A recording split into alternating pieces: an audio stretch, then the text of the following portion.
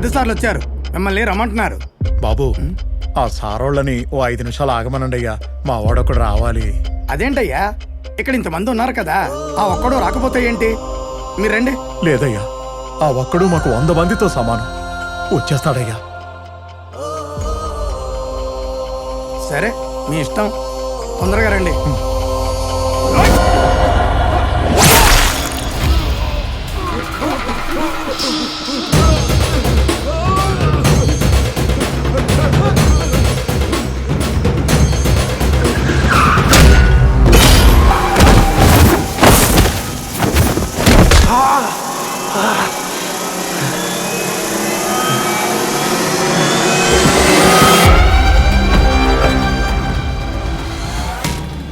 వాడిప్పుడు మా ముందే ఉన్నాడు. పట్టుకొచ్చేయమంటారా? పట్టుకురావటం కాదురా, పైకి పైకి పంపించేయండి. అర్థం కాలేదు. వాడిక ఎప్పటికీ వెనక్కి తిరిగి రాకూడదు. వాడు ఏమయ్యాడో ఎవ్వరికి అనుమానం రాకూడదు. బట్ రిమెంబర్, ఇది మన మధ్యలోనే ఉండాలి, కేవలం మన మధ్యలోనే.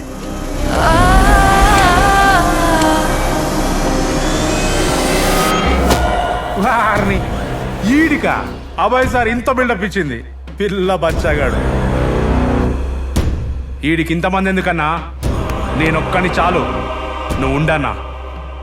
రే ఒక్కటే దెబ్బ.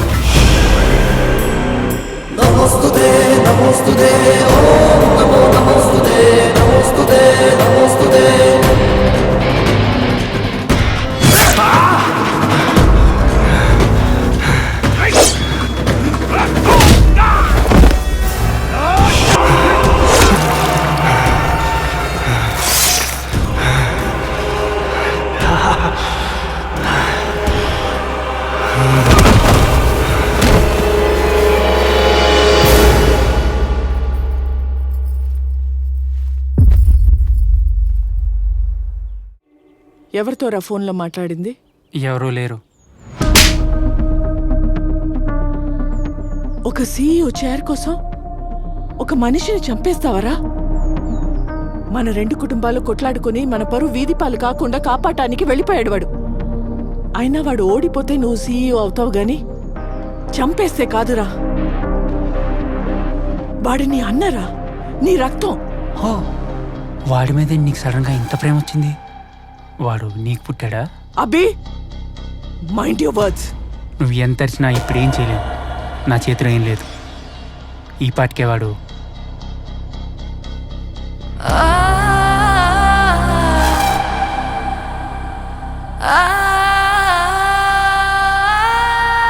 మీరేం కంగారు పడకండి, అంతా మేము చూసుకుంటాం.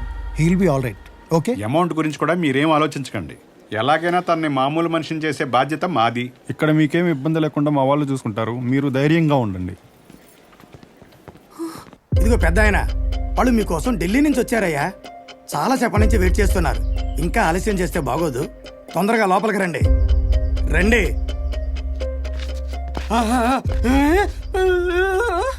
వద్దురా, బాబీకి రాడు.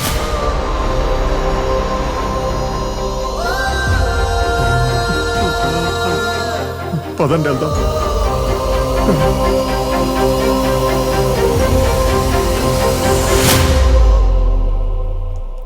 రాయపులంక ఒక మారుమూల చిన్న పల్లెటూరు. పూల మొక్కలు పెంచడం తప్ప ఇంకో పనిరాని జనం, తిప్పికొట్టిన 10,000 కూడా దాటని జనాభా.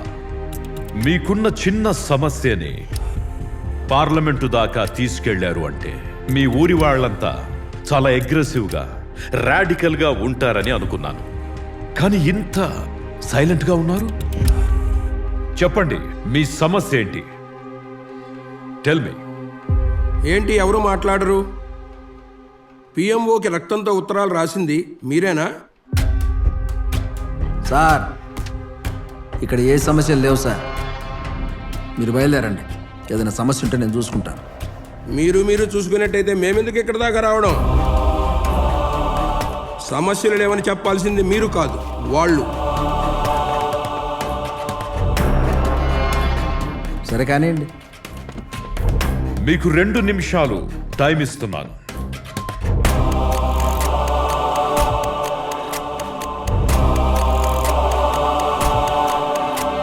సరే, మీ రాయపులంక రైతులకి ఏ సమస్యలు లేవని, అంతా బాగుందని, ఆ ఉత్తరాలు మీరు రాసినవి కావని ఈ కమిటీ భావిస్తూ సెలవు. It's just a waste of time. Excuse me sir.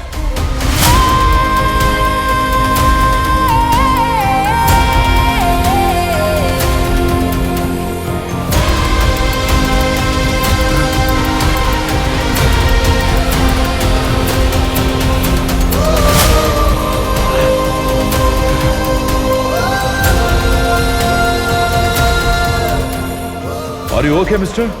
I'm absolutely fine. నేను మీ టైం వేస్ట్ చేయను సార్. మీ టైం చాలా విలువైంది. పాపం పేద రైతులు సార్. ఈ పంట పోతే ఇంకొకటి, అది పోతే మరొకటి.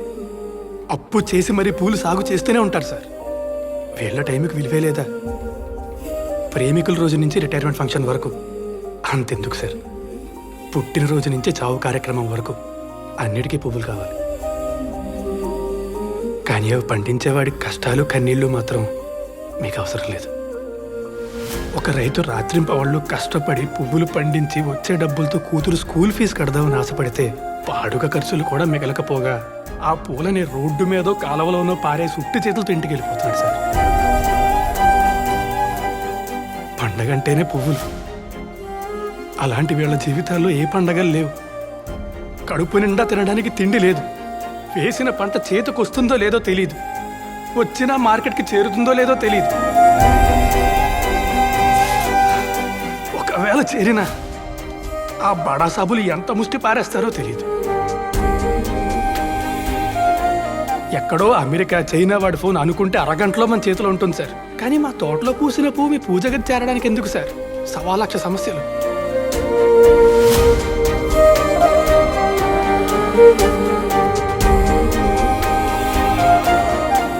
వీళ్ళకి జీతాలు, బోనస్లు, ఇంక్రిమెంట్లు ఉండవు సార్.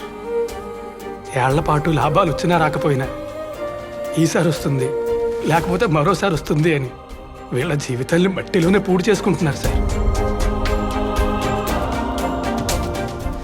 పూల సమస్యల గురించి ఇంత అద్భుతంగా చెప్పావు. ఎవరు నువ్వు?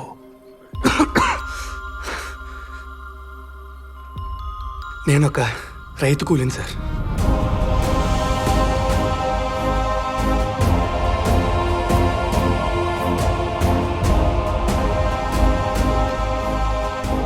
రాయపులంక ప్రస్తుత మార్కెట్ కమిటీని రద్దు చేసి ఇకపై పూల రైతులు తమ ఇష్టం వచ్చిన రేటుకు పూలు అమ్ముకునేలా తీర్మానిస్తున్నాం.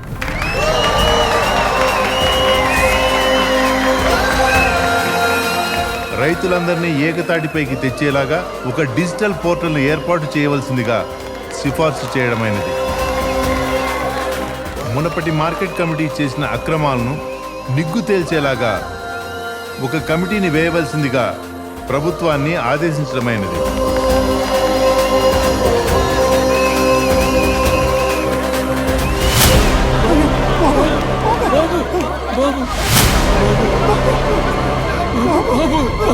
బాబు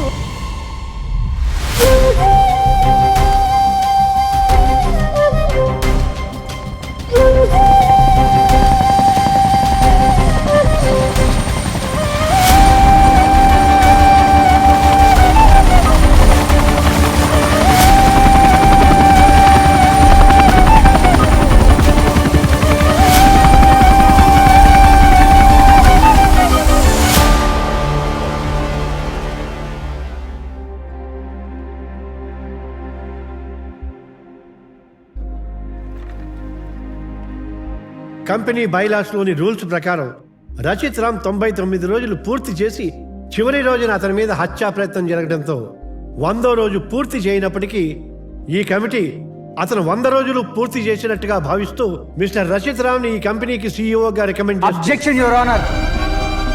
అంటే 100 రోజులు పూర్తవకుండానే గౌరవనీయులైన సభ్యులు దయ్యతల్చి జాలిపడి 100 రోజులు పూర్తయినట్టు భావించేశారా? సరే, నేను కూడా మీరంతా ఎవరో వేసిన ఎంగిలి మెతుకులకి కుక్కల్లాగా ఆశపడ్డారని అమ్ముడుపోయారని భావించమంటారా?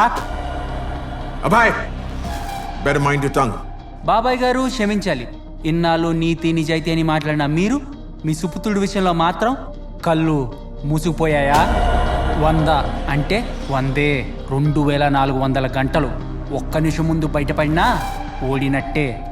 100 కొడితేనే సెంచరీ అంటారు. 99కి అవుట్ అయితే పోనీలే మనవాడే కదా 100గా భావించమనరు. మేధావులైన కమిటీ మెంబర్స్ గమనించాలి. ఎన్నో ఏళ్ల నుంచి మనకు అన్నం పెడుతున్న సంస్థ ఇది సరైన వ్యక్తి చేతుల్లో ఉండటం మన అందరికీ మంచిది. ఒక్కరు జస్ట్ ఒక్కరు ఇటువైపు ఓటు వేయండి.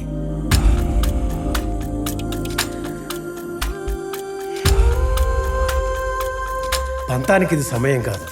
నా మాట వినండి. ఒక్కడుగు ముందుకు వేయండి.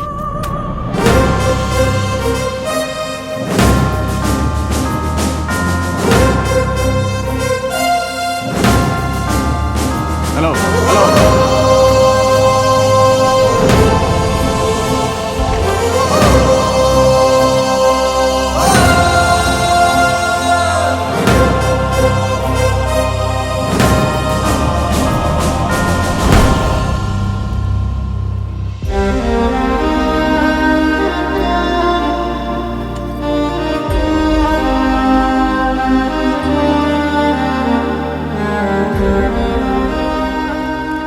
వంద రోజులకు రావాల్సిన మనిషి 20 ఏళ్ల తర్వాత వచ్చేసరికి చూసి ఆశ్చర్యపోతున్నారా? నేను ఇక్కడ వచ్చినందుకు సిగ్గుపడుతున్నా. ఏం మారింది? మనిషి నిండా స్వార్థం, గర్వం, అశాంతి, అత్యాశ, అన్యాయం.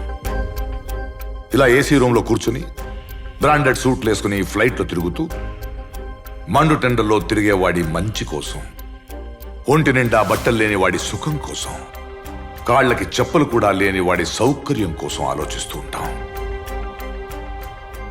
ఇక్కడున్న మీలో ఎంతమందికి తెలుసు ఆకలి విలువ?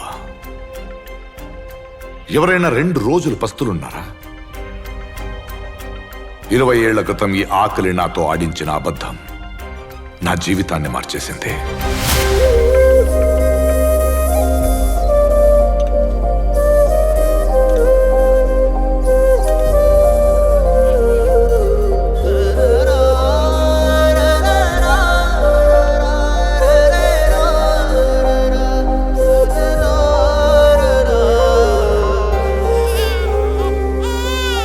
బాబు, 2 రోజులైంది అన్నం తిని. నీ దగ్గర ఏమైనా తింటానుకుంటే పెట్టవా?